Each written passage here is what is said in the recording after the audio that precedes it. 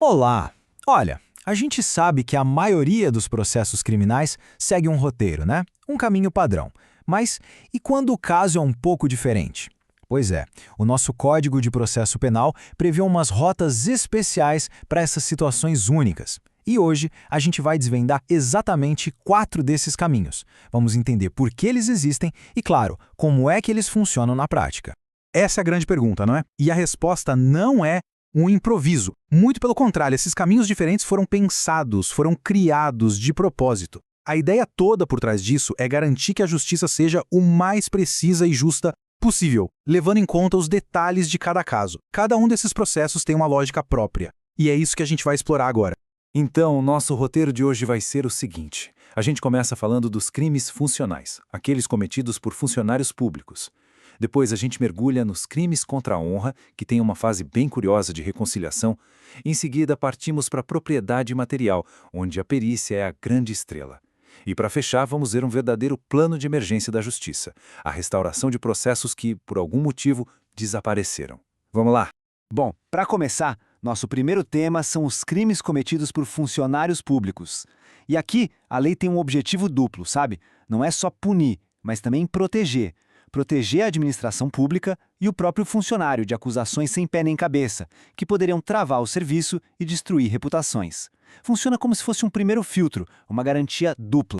E o ponto central aqui é como tudo começa. Para aqueles crimes que são afiançáveis, ou seja, mais leves, o processo tem uma etapa a mais. Antes de simplesmente aceitar a denúncia, o juiz notifica o funcionário. E aí ele tem 15 dias para apresentar uma defesa prévia por escrito. É a chance que ele tem de se explicar antes mesmo de se tornar réu oficialmente. Tá, mas e se o acusado sumir? O processo para? De jeito nenhum. A lei já tem uma solução para isso. Se o funcionário não for localizado, o juiz simplesmente nomeia um advogado pago pelo Estado, que a gente chama de defensor dativo, para apresentar essa defesa preliminar. Desse jeito, o direito de defesa fica garantido e o processo pode continuar. Tudo dentro da lei.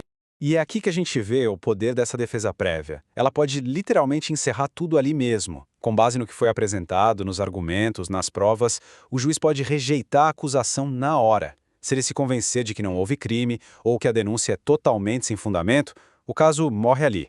É um filtro poderosíssimo para impedir processos injustos. Agora, vamos mudar um pouco o foco. Vamos para um cenário mais pessoal. Os crimes contra a honra, como calúnia, difamação. Aqui, o que está em jogo é a reputação de alguém. E por causa disso, a lei oferece uma saída bem diferente antes da briga judicial começar de verdade. Uma chance para a paz, uma tentativa de reconciliação. E olha, o processo aqui é bem curioso. Antes de mais nada, o juiz tenta um acordo. Ele chama os envolvidos para uma audiência e, olha o detalhe, ele ouve cada um separadamente e sem a presença dos advogados. A ideia é ter uma conversa mais direta, mais humana, sabe? Só depois, se ele sentir que existe um clima para um acordo, aí sim ele coloca os dois frente a frente para conversarem, com ele mediando. E se o acordo der certo, o resultado é simples e super eficaz. A vítima, que a lei chama de querelante, só precisa assinar um documento desistindo da ação.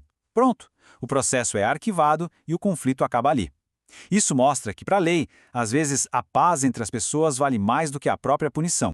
Ok, saindo um pouco dessa esfera pessoal, vamos para um assunto bem mais técnico agora. Quando a gente fala de crimes contra a propriedade imaterial, pode pensar em pirataria, plágio, uso indevido de marca. A lei é bem rigorosa. A prioridade aqui é a prova material. Sem uma prova técnica concreta, o processo nem sequer começa. A lei aqui não dá margem para dúvida. Sem laudo pericial, não tem processo. É uma condição, não é uma opção. E como funciona? O juiz nomeia 2 peritos que fazem a busca e a apreensão do material suspeito. Eles analisam tudo e têm um prazo super curto, de só 3 dias, para entregar o laudo.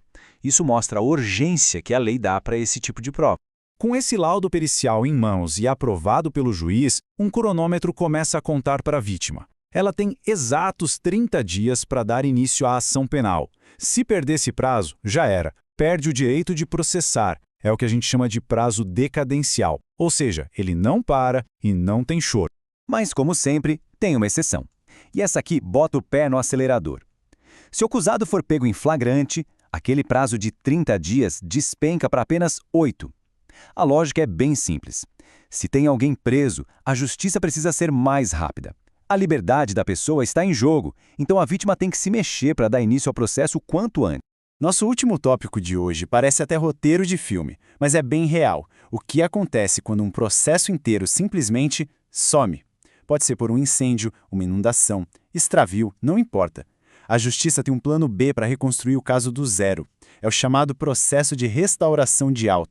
Essa reconstrução é um verdadeiro trabalho de detetive. Primeiro, o sumiço do processo é oficializado. Depois, o juiz sai caçando cópias de documentos em tudo que é lugar.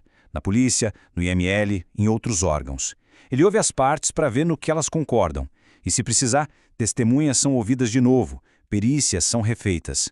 É a montagem de um quebra-cabeça contra o tempo, com o objetivo de fechar tudo em 20 dias.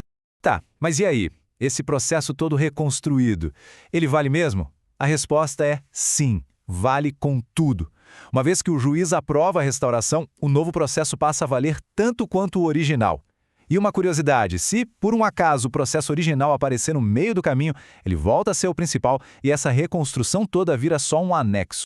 E com isso, a gente fecha esse nosso tour pelos processos especiais. Vimos a proteção aos funcionários públicos, a chance de paz nos crimes de honra, o rigor da prova técnica e até o plano de emergência para processos perdidos. E fica a reflexão, essas regras todas são só burocracia, um fardo a mais? Ou são, na verdade, garantias essenciais para uma justiça mais precisa e mais justa? É algo para a gente pensar.